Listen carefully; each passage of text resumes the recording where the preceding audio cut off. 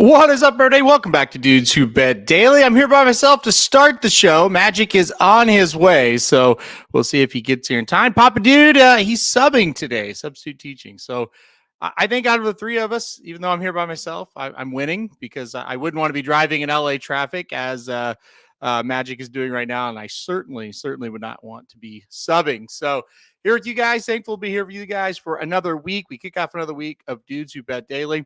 I've been doing pretty well here of late. Let's hope we can keep it up and keep it going. So I'll talk about three games that I've got listed out here. Magic probably didn't want to talk about these anyway, so should be good to go. If you have any comments, during the show, even if it's kind of off topic, go ahead and put them on there. We might read a couple of them here as we wait for Magic to get on here. Yeah, Shoddy, she's geez, you're way away there, Shoddy. You'll hopefully your connection's working there and you can hear us. It sounds like you're traveling and doing the convention there. So that sounds fun. Michael, what's up, buddy? Good to see you.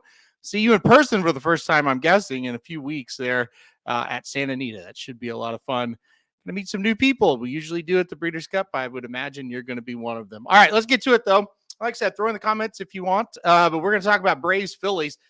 Believe it or not, guys, this is the last of the NLDS here, as we've got an interesting situation brewing. The Dodgers were swept, so the Arizona Diamondbacks have advanced. They'll take on the winner here of the Braves or the Phillies. The Braves or Phillies will host the NLCS, so the winner of this game will host the Diamondbacks for game one. Well, I shouldn't say the winner of this game, winner of this series. Big play here. Phillies or the Braves? Give me the Phillies and the plus money. If you watched the game last night, it's going to be awfully hard to win in Philadelphia. That crowd is absolutely incredible. One of the best baseball crowds there is. They were all over the Braves. Such a loud atmosphere last night. Give me the Phillies again. Pitching matchup doesn't quite favor the Phillies tonight like it did last night. I don't care. Give me the Phillies to win this. I think they're going to get it done. I think they're going to the World Series. As much as I love the Diamondbacks have kind of been my boys all year long. Love betting them. Love betting them in the postseason, I just think the Phillies at home advantage, they're going to be tough to beat. So give me Philadelphia to get the job done here. I think they kick off, or end, I should say, the divisional series as we go to the league championship series. Magic says if the Phillies get up early, play live money bets on them in the latter part of the games. Braves blew through a lot of bullpen pitchers, I'm guessing he's thinking there. So we'll see what happens there. I should come out early for the workouts. Hopefully one of the days we're there. Although, now that I think about it, I don't think we're going to get there in time to see any of those major workouts. So, I'm looking forward to it at Santa Anita. That's going to be a ton of fun. By the way, Rangers and the Astros, that's going to be over in the American League, the championship series. I mean, could it get any better from a rivalry standpoint? I mean, these two teams, an all-Texas series, obviously. That's going to be a lot of fun, too. I think that's a true toss-up. I would go Rangers, Phillies right now, but we'll see how it goes. It's going to be really interesting. Should be two fun series, really. I mean, whoever gets through here, Atlanta or Philadelphia, to try to knock off the Diamondbacks, who have been pretty hot. That'll be interesting. And if you want to see Magic, he will be working for TVG, spotting horses on the lead up to the Breeders' Cup for the big works. So pretty cool there from Magic. So he's kind of a big deal. All right, so that's my thoughts on the baseball. Let's get to the NFL. That's next on the agenda here today. The Broncos and the Chiefs. That's going to kick us off for another week of the NFL season. I mean, on paper, this looks to be a huge mismatch. I don't really know what to say about the Broncos. I didn't think they could be worse, but they are this year. I don't really think it's close. All the negativity that Hackett got last year. He's the worst NFL coach of all time. On and on and on about this guy. The Broncos are worse this year, with Sean Payton. I mean, that's a simple fact. And that's not even, just look at the stats. I mean, this is a team that gave up 70 points to the Dolphins. I mean, this is a team that has lost home games to the Raiders and to the Commanders.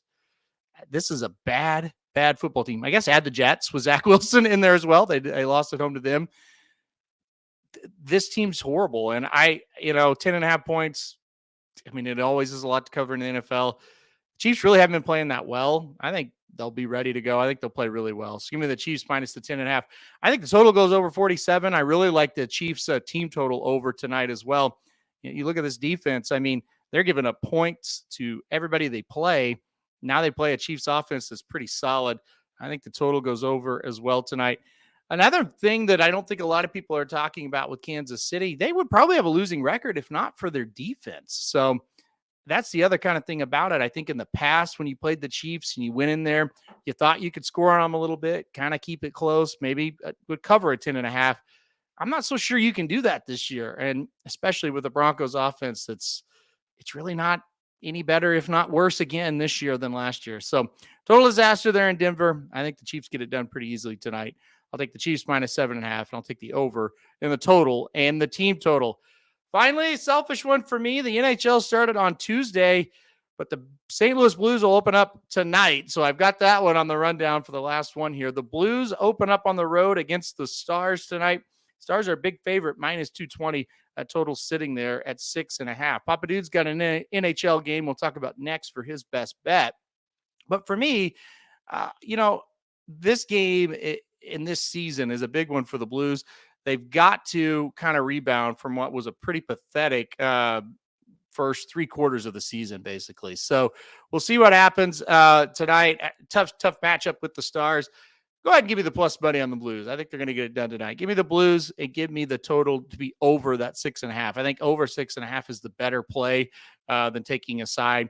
I hate laying minus 220 in the NHL or MLB, so I'm not going to do that. So yeah, I think playing the over probably makes a lot of sense. So over 6.5 for this game tonight between the Stars and the Blues. 2 teams that could put the puck in the net last year, and the Blues, who had a ton of trouble stopping people last year as well. Can Blinkers Off be at 6 Central so I can listen on the subway? Good news and bad news. Bad news, Blinkers Off will be at 1 o'clock, 1 o'clock Central Time today. So Blinkers Off coming on about, let's be honest, probably 2 hours from right now. We'll actually take the air. So Blinkers Off coming up afternoon. Here's the good news, Shoddy. You will be able to listen to a Racing Dudes show because at 6 o'clock Central today will be the Dudes Who Bet Sports show. So Papa Dude, like I said, subbing today. He's out this afternoon. He'll come back and we'll do the show tonight. So you will have some kind of entertainment there on the subway there in New York. So yeah, we will be live for a show at 6 today. All right, let's keep it going here. Let's go to Papa Dude's best bet here. I believe Magic might, I don't know if he's going to be back or not, but we'll save the race of the day and Magic's best bet for last. We'll go to Papa Dude's best bet today. He is going to go with the Wild and the Panthers under 6.5 for his today. Of course, like I mentioned, the NHL is back. It hasn't gotten a lot of attention because of baseball playoffs. And obviously, with football around, you're not going to get a ton of attention until that kind of at least starts to wear off on people. But it is back. It's going to be the first game tonight for the Panthers in the Wild. This game is at Minnesota. I think the reason he picks the under here is because the game is at Minnesota, and they really played a lot of lockdown hockey last year at home. The Wild were a team you could bet under consistently. If you watch the shows all of last year, that under a goal and a half first period was a Somich special that kind of wore off on all of us. That would be a good spot for this as well. I think this will be a pretty tight checking game tonight in Minnesota. If the game is in Florida, maybe I would go the other way with it. But, yeah, I'm going to take that under 6.5 as well. I think it's pretty good. If you want to side, Minnesota minus 135, give me the Panthers at plus money. The plus money Panthers, what we called them all year. So give me the Panthers to kick off the season for them at plus money. All right, let's go to the race of the day. And spoiler alert, the race of the day means the man of the day is here. Magic is here with us. I've done enough talking, Magic. We're going Keeneland. We're going race 9. Who you got? I'm loading up time form. I remember I like the 7 horse. Give me 1 second to pull up the time form. Sorry, traffic was a you know what. It's Keeneland race 9, you said? Keeneland race 9, yes. I think I was looking at the wrong race. Hold on, you start off because I don't think that's the right horse that I wanted in this spot. I don't think so either. So I'll kick us off here for this one. Yeah, I like say I want a Starbucks or something, right? 5 minutes there, 5 minutes back at the house, not a big deal. I really don't envy you having to deal with that every day. We're very lucky And in some ways, we're not lucky living here in the Midwest, but in that regard, we are extremely lucky and thankful. So, all right, Keeneland race 9. I went with the number 10, King Curlin. Today's the day. I really feel like today is finally going to be the day this horse gets the second win of his career. You say that the horse always shows up with a solid effort. Second last time out at Kentucky Downs, third only beaten a half, 2 races back at Ellis. Only beaten 3.5, 3 races back at Ellis, and then broke the maiden there at Churchill. I think King Curlin gets a second win today. That's a pretty good spot. I think there's a ton of speed. I think that's really going to help him. I think he does his best running when he sits about mid-pack or a little further back behind the pace and gets a lot of pace. The track going 2 turns right now on the turf at Keeneland has really been playing towards closers. I like King Curlin a lot. So give me the 10, King Curlin. All right, Magic, did I stall enough? You did, yeah. The 3 Tall Boy, and I know he's a 3-1 favorite in here, right? So There were a couple horses I liked, but they're coming off maiden wins, and I thought this was a tough enough spot I was going to try and not use a maiden winner facing Olders, but I like the 1 a little bit, I like the 4, but the 3, you got Ray Lou Gutierrez riding for Doug O'Neill, and the horse has been on turf the last 2 races. Comes out of a $200,000 stakes race at Ellis Park where he was involved until late and then kind of fell off the pace there. But like you said, I think there's going to be a lot of pace in here. I think that he's going to get the first run on your closers like the 10, so I'm going to go with the 3 Tall Boy to beat King Curlin to the wire. All right, Tall Boy for you. I want to mention a couple other ones as we kind of go through this. I like the 1, Mr. McGregor, moved over to the turf last time out at Kentucky Downs. Nice maiden win. Finally got the maiden broke. Makes sense that this horse could come right back and win in this spot.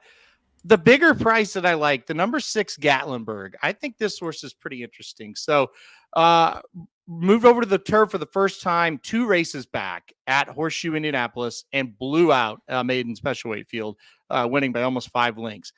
Then went to Kentucky Downs, ran at 7 furlongs in an allowance. That's a pretty tough second ask. Was 30-1 that day. Got third, only beaten a length and a quarter. I feel like third time on the turf. We're going a mile 16th, which I think is going to be right there. I think getting on a normal-ish turf course, that Kentucky Downs course is quirky for sure. Normal turf course again. I think the 6 is interesting at a price, so I wouldn't leave that one off. Okay, anybody else you want to talk about before we move on? No, the 6 was another one that I looked at too. I just wasn't sure what kind of trip he would get because if he's on the front end like he was 2 back, I don't think he has a chance. But if he hangs back, then he's got a shot. But then that's one less horse that you think is going to be on the pace. So he's kind of a weird wild card in this spot. But you got Taurus and S-Man, so you're not wrong. You're not wrong. The trip is going to be interesting. I think showing the versatility that he did last time out was a pretty good sign. I just kind of felt like I was watching that one live, and it was just kind of like, I don't think that horse is into it. Maybe just fell on an easy lead there at Horseshoe, and now it's like we're going to run like shit. But he ran pretty well. So I'm with you though. If he's going to get burned up if he goes straight to the lead. So yeah, we'll see what happens. All right, let's go to your best bet. We've got 2 horse racing best bets to finish this off here. You're going to Woodbine. Tell us why. Leaving Keeneland to go to Woodbine. Sure, why not? Yeah, race 6. I was looking at this and I thought the number 7, Wings from Above, I think stands out from a pace perspective. It is the lone speed. I think you've got Rafi Hernandez, who's one of my favorite jockeys to play at Woodbine, riding for Norm McKnight, and this filly last time out got the job done, going gate to wire at this $25,000 claiming level. Stays at 6 furlongs, goes up to face the next level, but I think that she just has a pure pace advantage here. If by some reason, Aaron, she doesn't get the pace because she is the outside post 7. Her debut, she won her maiden 6.5 here at maiden, or 6.5 at Woodbine on synthetic. She did not have the lead early, so I think she's versatile enough that the way this is going to play out, she's not that great a horse as she should dust them. That's my most likely winner today at Woodbine. Sweet. So I do like that horse. Yeah, 8 race card today at Woodbine, and that is, like I said, that's my most likely winner on the card. I like it, and I'm with you. I think the pace advantage is pretty legit for that horse today. So the 7 Wings from Above, 6 race at Woodbine, we're both on it. Listen, I'd love to say I hate it, but I don't. I like it. So we'll see. We'll see how that actually goes. All right. Well, let's go back to Keeneland, get in the car, long drive, but get in the car, go back to Lexington, Kentucky here. I went Keeneland race 8 today for mine. I'm going to go number 7, Little Prankster, to get the job. What are you laughing at, Magic?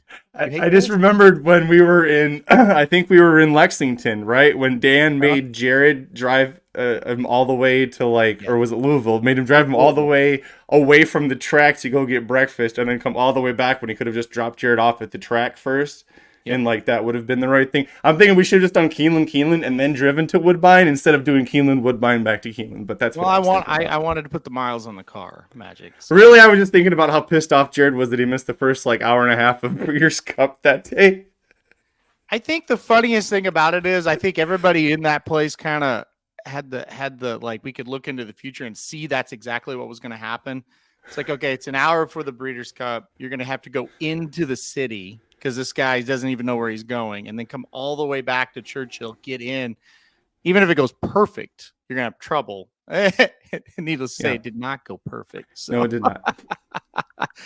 Well, this makes me feel a hell of a lot better. Super against Little Prankster today is Michael Olson, so that might be good for me, or whatever your name is, Olson, whatever. What is it actually? He should tell us. I've never actually. I wondered. Was thinking about that the other day. When I say in my head, I say Austin. I don't know why I said Osen. I always say Osen. That's funny. You say Osen? Okay. Yeah. Well, Keeneland race 8, number 7, Little Prankster today for me, looking for her 3rd straight victory. I really love the setup. I think the horse draws outside of all the other speed. I think that's a really good thing for her today. I think she kind of just sit in that 3rd spot and then pounce on them late. 2 straight wins, both at Saratoga, broke the maiden by 7 3/4 in a very easy race, and then came back and won an allowance. That's tough when you win that first level allowance race for your first try. It's not easy to do. Was able to do it by a head, beat Mongolian Panther and Cupid's Heart, 2 horses that I think are pretty decent. I think, look, catches a field today. I don't see a ton of stars in this race. I think the 3 is the one I'm really worried about the most. Wilma Mankiller for Ravelli, but coming from Hawthorne, not sure how that's going to translate. So I like 7. I do like the 3 a bit as well. So if that price gets a little too short, the 3, the 4, those are the 2 horses I would use underneath. But I do like the 7. Little Prankster on top today. Best bets on the site. I've hit 4 in a row, Magic, so that could mean I lose 3 in a row today. Who knows? But I do like Little Prankster. You got any thoughts on this race? I do like that horse that Little Prankster finished ahead of. It was Cupid's Heart.